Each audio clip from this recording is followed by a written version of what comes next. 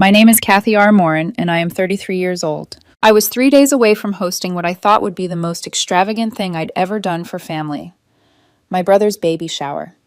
$11,000 already spent, and that number was actually conservative because it didn't include the little things that add up when you're chasing perfection. Extra ribbon, rush fees, last-minute shipping costs, those small, it's only $50 decisions that become 1,000 by the end of a week. I wasn't just paying money. I was paying attention. I was paying time. I was paying the kind of emotional labor that makes you rearrange your entire life so someone else can feel celebrated. The venue had been booked and paid for months ago, a bright modern space with soft natural light that photographed beautifully, because my sister-in-law cared about aesthetics, and I didn't want her to feel like she had to settle for a backyard folding chair moment. The decor was picked down to the smallest detail. Hand-painted table signs, a balloon arch that matched the nursery theme, florals that mirrored the exact shade she'd used in the baby's mood board. I had a private chef lined up for a 5-course menu we'd planned together over a Zoom call, and I'd hired a photographer whose work she'd admired for years, the kind of professional she would never have paid for herself but always wanted. And it wasn't even the first time I'd done something like this. My brother and his wife had been struggling financially for years. They weren't bad people, not in a simple cartoon villain way, but they were the kind of people who lived one emergency away from collapse because they never planned for the next month, let alone the next year. Over time, I became the safety net. Rent, I covered it. Car repairs, I handled those. Unexpected bills, always me. There were years where I didn't even flinch anymore when my phone buzzed with a "Can we talk?" text, because I already knew what was coming. I told myself this baby shower was my gift, my way of making them feel celebrated without the weight of money hanging over the day. For weeks, I had been chasing RSVPs, staying up late coordinating vendors, adjusting my own work schedule so I could take calls during business hours. I was tired, but I was also proud. I thought I was doing something good. I thought family would feel like family. Then the message came. It was from my sister-in-law. And it was so short it felt like a slap that didn't bother to wind up first. It's really just close family. Don't make it awkward by showing up. I reread it 3 times, waiting for my brain to find the missing context that would make it make sense. Maybe she meant don't bring extra friends. Maybe she meant don't invite coworkers. Maybe she meant the guest list had gotten too big. But it didn't say any of that. It said don't show up. As if I was some distant acquaintance who'd inserted herself where she didn't belong. As if I wasn't the reason the entire event existed. I was literally close family.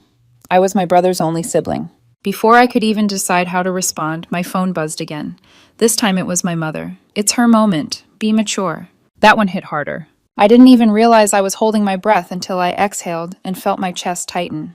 I had expected my mom to defend me, to say something like, "Of course you'll be there. You're the one making this happen." Instead, she was telling me to step aside like I was an inconvenience, like my presence would ruin the atmosphere they wanted to curate. Something shifted in my mind right then. I didn't feel rage first. I felt clarity. Cold, quiet, and immediate. If I wasn't welcome, my money wasn't welcome either. I wasn't going to bankroll a party I wasn't allowed to attend like some invisible sponsor whose only job was to pay and disappear. So I acted. I called the venue first and explained there was a change in plans. Payment reversed. Then I emailed the chef and canceled the booking, accepting whatever deposit I'd lose. I contacted the decorator and told her to stop all work immediately. I logged into the event account I had created specifically to cover surprise expenses and froze it so nothing else could be charged. In under 2 hours, every moving piece of that baby shower had been dismantled. The whole thing collapsed so quickly it almost felt unreal, like watching a beautiful set get struck after the show closes. The following morning, I woke up to 19 missed calls, half from my mom, half from my brother, and the rest from numbers I didn't recognize. Then there was one message sitting at the top of my notifications that made my skin prickle. "Call me now. We need to talk before you ruin everything." It was signed with my sister-in-law's father's name. That's when I realized this wasn't going to be a simple family disagreement. They weren't going to ask why I was hurt. They were going to demand I fix the problem I'd created by refusing to be used. And they were going to come at me like I was a rebellious employee, not a person who had just been uninvited from the event she paid for. I let the phone ring again and again while my coffee machine sputtered on the counter. Then, after nearly an hour, I answered the call from her father. He didn't greet me. He didn't ask how I was.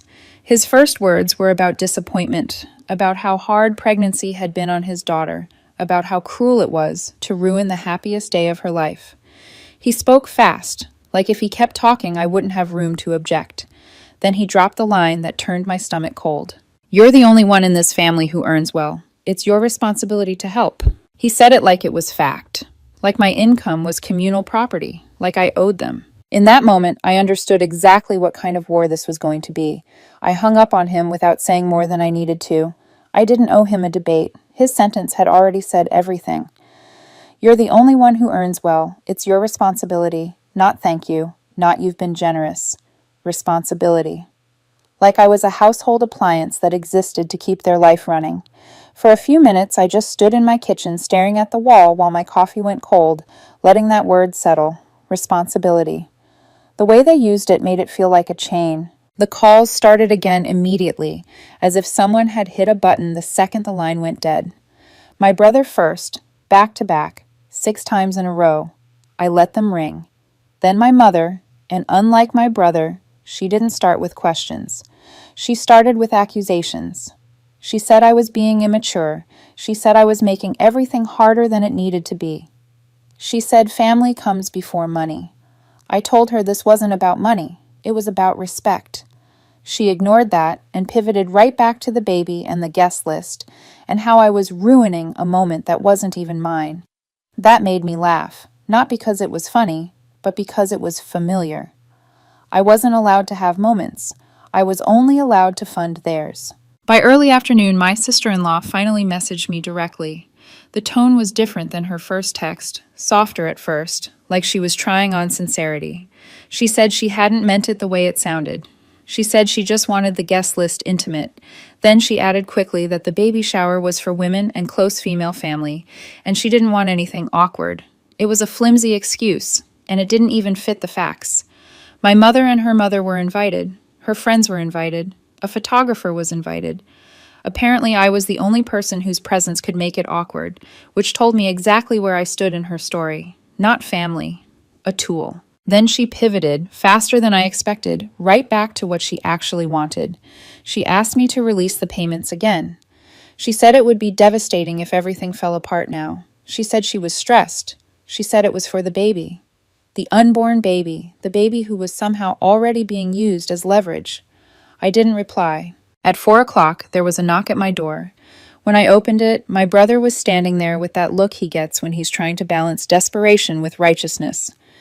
He didn't look angry at first. He looked like someone who believed he could still talk me back into the role I'd always played.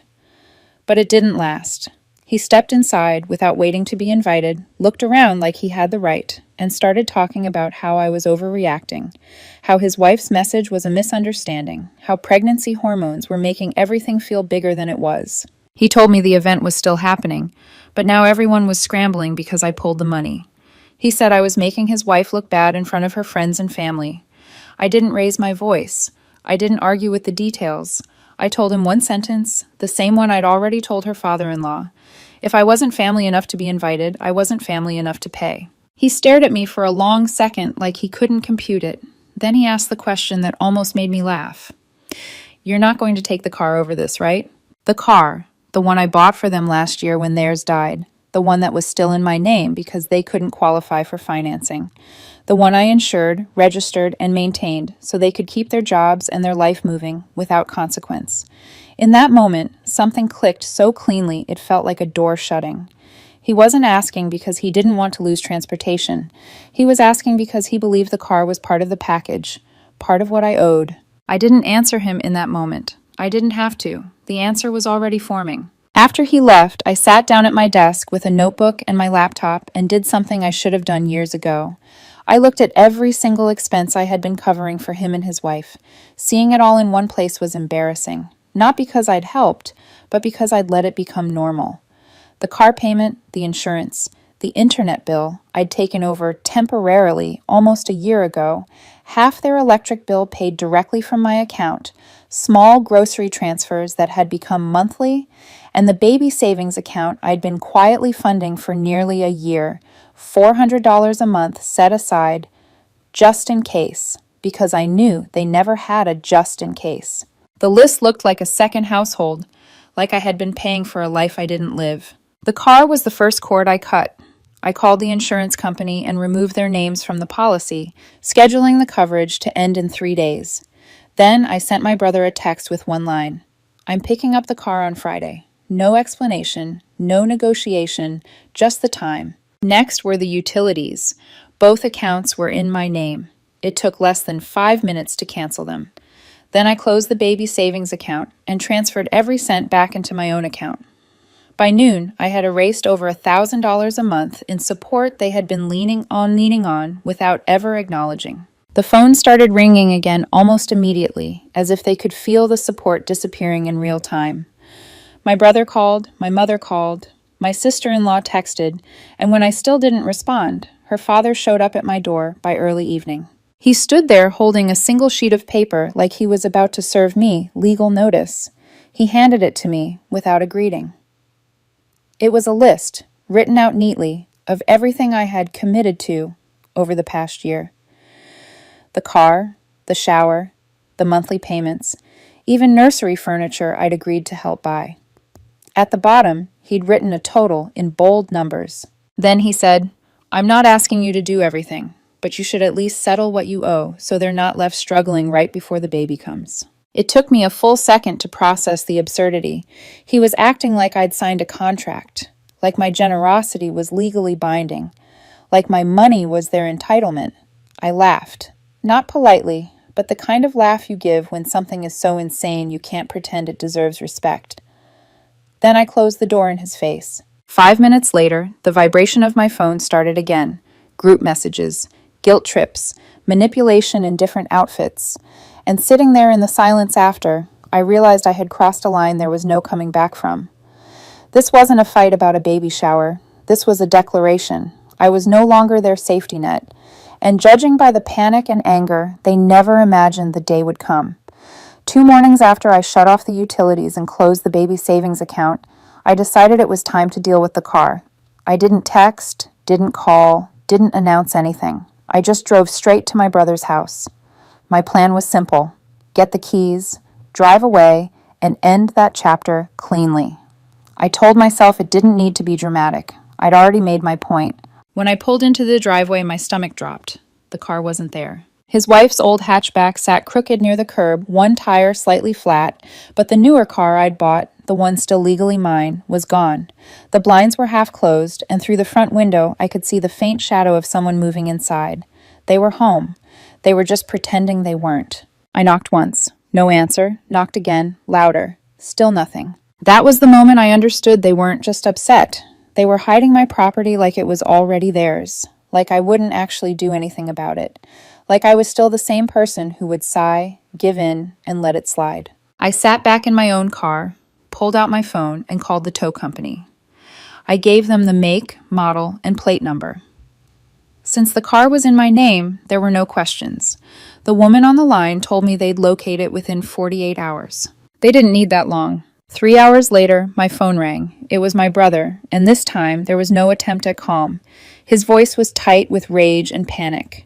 The tow truck had shown up at his workplace, right in the middle of his shift, and hauled the car away from the employee parking lot. According to him, his coworkers had gathered at the windows to watch it happen. Everyone knew. Everyone saw. "You embarrassed me," he snapped.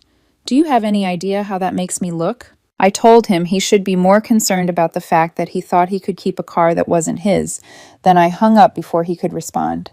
For the first time, I didn't feel shaky after standing my ground. I felt steady. I thought that would be the end of it for the day. I was wrong. That evening, my phone rang again, this time from a number I didn't recognize. I almost let it go to voicemail, but something made me answer. When I heard the voice on the other end, I actually froze. It was my father. My father, who had been emotionally absent for years. The man who never called on birthdays, never checked in, never showed up for anything, unless my mother orchestrated it. Suddenly, he was on the phone saying my mother had asked him to talk some sense into me. He didn't ask how I was. He went straight into the speech about family, about how when one person does well, it's their duty to lift everyone else up. I'd heard versions of this before, but then he dropped a line that made my blood run cold. They told me you promised to buy them a house next year. You're not backing out of that too, are you? I laughed, but it wasn't funny. It was disbelief. I had never promised them a house, not once. I hadn't even hinted at something that big. And yet, in their version of reality, my generosity had already been extended into the future, into commitments I never made. That was when it hit me. They weren't just reacting to what I'd already given. They had been planning around what they assumed I would give next. I wasn't a safety net. I was a long-term strategy. The next morning, I made another call. The nursery furniture I'd put on hold under my name was scheduled for delivery in a week. Crib, dresser, rocking chair, everything. I canceled the order and had the deposit refunded. They could figure it out themselves. A few hours later, there was another knock at my door. This time it was my brother. He looked smaller somehow, like the bravado had finally drained out of him. No yelling, no posturing, just straight up begging. He wasn't asking about the shower or the furniture anymore.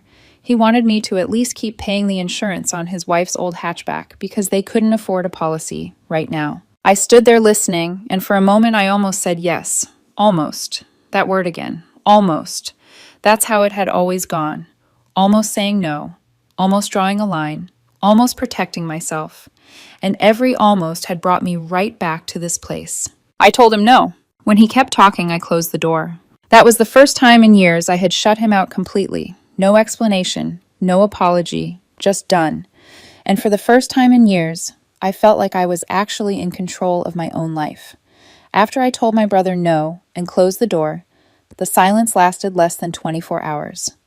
By the next morning, my phone lit up with a group message that included my mom, my brother, and me. My mom started it with, "Alex, enough is enough. You're hurting the whole family. Put the past week behind us and move forward." That phrase again, move forward, like nothing had happened, like the exclusion, the entitlement, the lists of what I supposedly owed them were all minor inconveniences we could smooth over if I just agreed to keep paying. My brother followed up immediately, saying he was sorry for how things went down with the baby shower, but asking me not to punish them by taking away things they needed to survive. That word stuck in my throat. Survive from what? They still had jobs. They still had a place to live. They weren't starving. They were just experiencing life without a financial buffer for the first time in years. This wasn't survival. This was discomfort. By early afternoon, my mom called. She didn't ask how I was. She told me I had made my point and now needed to show grace by reinstating some of the support. She said I'd taken things too far by cutting off the car, the bills, the furniture, everything. I asked her one simple question. Did she think it was okay that I was uninvited from a baby shower I was paying for? She didn't answer directly. She said it wasn't worth ending a relationship over and that families forgive. But in my mind, the relationship had been ending for a long time. I'd just finally stopped pretending it wasn't. 2 days later, I went to the tow lot and collected my car. When I drove it home and parked it in my driveway, it felt symbolic in a way I hadn't expected. Something that was mine was finally mine again. That night, my brother called, his voice quieter, almost hollow. He said he'd do anything if I'd just give the car back or help with a few essentials. Phone bill, gas money, grocery gift cards. It sounded like someone bargaining down a sentence, trying to see what they could get away with keeping. I didn't say yes to any of it. That weekend, my parents invited me over for dinner. Against my better judgment, I went. Part of me hoped they'd finally listen. Instead, I walked into an ambush. My brother was there. My sister-in-law was there. Even her father was there, sitting at the table like he belonged. The conversation started polite enough, but it didn't take long to turn. My mom talked about how she raised me. My dad talked about family values. My brother talked about responsibility. Her father talked about what kind of example I was setting for the baby. I realized then they weren't actually interested in fixing the relationship. They were interested in fixing their access to my resources. Nothing had changed except the strategy. So I stood up, told them they'd have to figure life out without me, and walked out. No speech, no dramatic exit, just finished. That night, I blocked my brother's number. The weeks that followed were loud at first. Constant calls from numbers I didn't recognize, voicemails that started soft and ended in guilt. Letters slipped into my mailbox with urgent scribbled across the front. I didn't open any of them. They went straight into a drawer. If I ever doubted myself, I knew I could open one and remind myself why I'd done this. Eventually, the noise died down, and when it did, the silence felt strange but steady. Through cousins and distant family, I started hearing updates. Without my help, my brother and his wife had to make real changes. They sold things they couldn't afford. He picked up a second job. She started freelance work. They moved into a smaller apartment, and for the first time, they were actually paying their own bills. I wasn't there for this birth. I wasn't there for the first milestones. But one day, a cousin sent me a photo of my brother holding his baby, smiling in a way I hadn't seen in years. No forced grin, no tension. He looked lighter. It hit me then that cutting him off hadn't destroyed him. It had forced him to stand up. My parents still believe I was wrong. They say family doesn't turn their back when things get messy. I don't argue anymore. Arguing implies there's something to win. There isn't. The rare times I see my brother now, at holidays or random gatherings, it's civil. We talk about surface things. There's no yelling, no apologies, just distance. And the truth is, I still care about him. Cutting him off didn't erase that. It just stopped me from sacrificing myself for him. If there's one thing I've learned, it's that love without boundaries isn't kindness. It's enabling. And sometimes the most loving thing you can do for someone is step back and let them learn how to stand on their own. About 2 months after the baby was born, I finally settled into the quiet. No constant buzzing from my phone, no last-minute emergencies, no guilt disguised as concern. I slept through the night. I took a weekend trip for the first time in years without checking my bank balance or wondering who might need help while I was gone. I thought the worst of it was over. Then, on a random weekday afternoon, there was a knock at my door. I wasn't expecting anyone. When I opened it, my stomach tightened. It was my sister-in-law. She wasn't holding the baby. She wasn't smiling.